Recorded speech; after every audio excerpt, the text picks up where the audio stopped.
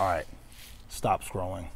Right now we're going to talk about weeds and Bermuda grass, what weeds usually tend to survive pretty good in Bermuda grass, and how to get rid of them. We're going to try a couple products, or I'm going to show you a couple products, but we're just going to go ahead and test this out. But first, the products we're using.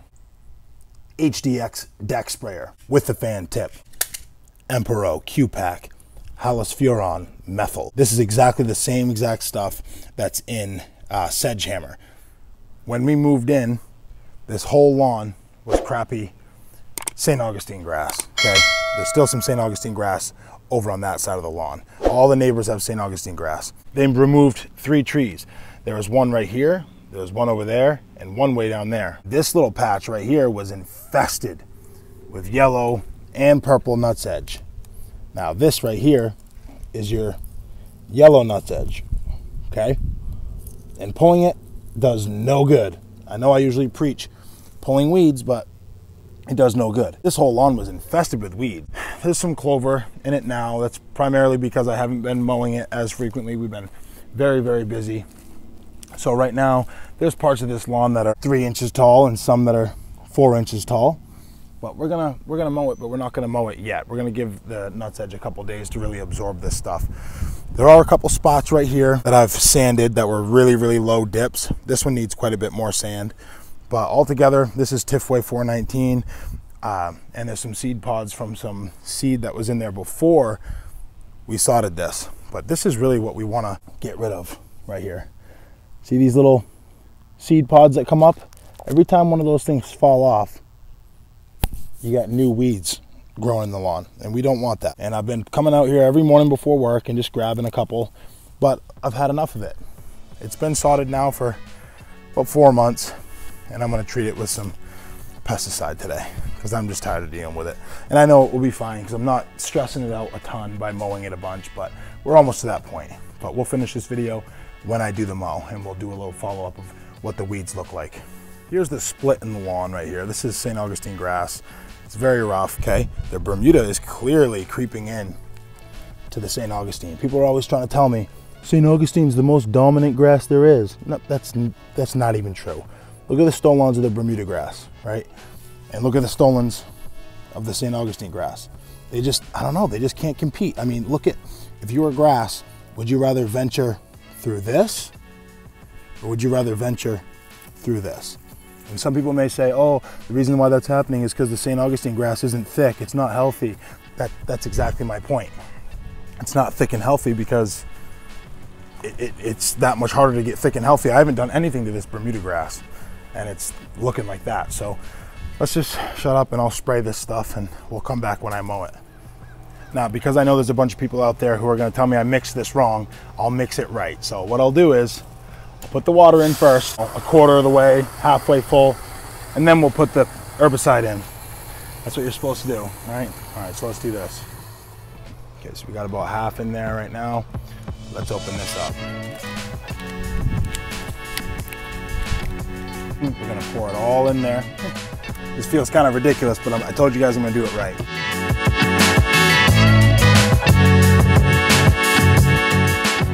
And then for all you certified operators, shake it up. And I don't have gloves on, I don't have eye protection because I'm still at my house, all right? I used to do this stuff at work.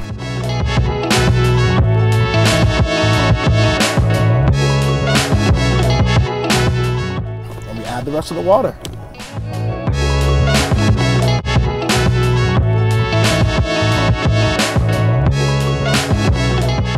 All right, so you definitely want to spray the worst areas first.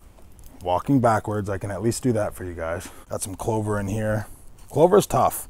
We got a little bit of goose grass maybe. Actually, you know what that looks like? That looks like crabgrass. Yeah, see it traveling? Crabgrass is definitely something you want to try to manually remove as it's new, because that stuff will travel so much further than you think.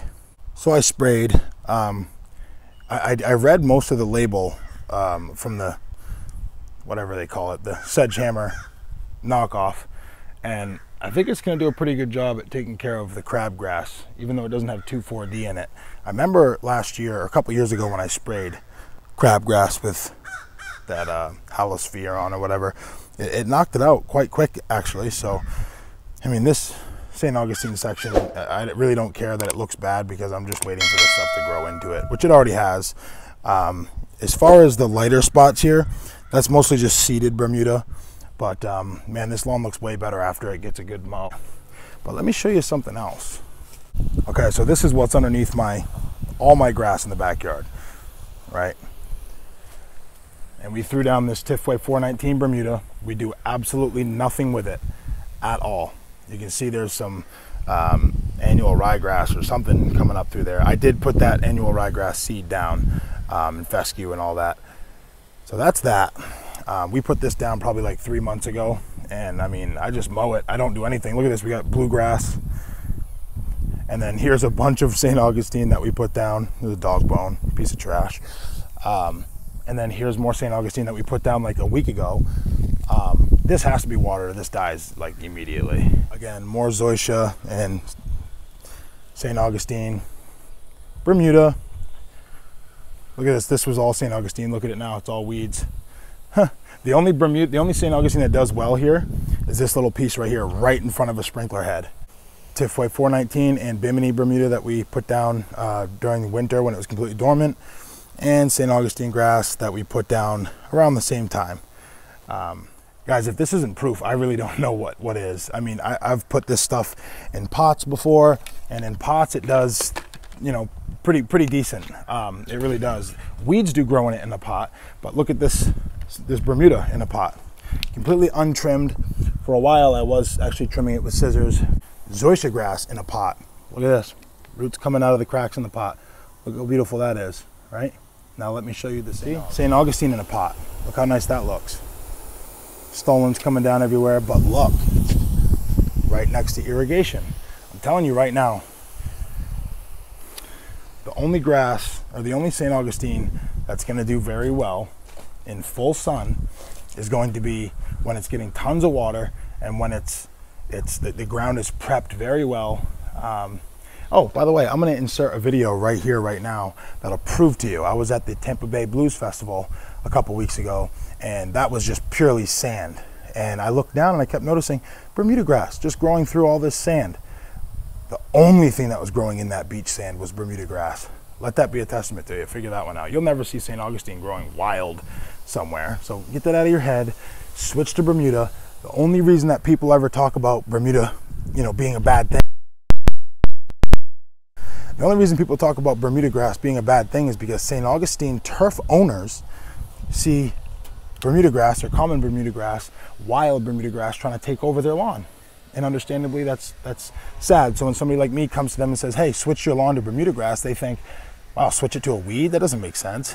But it does if you want to conserve water, if you don't want to be looking at it all day, every day, making sure. And the biggest thing, replacing it all the time. Because the Bermuda grass, there are seeds that will do a very good job at blending with the sod that you had installed. So think about that.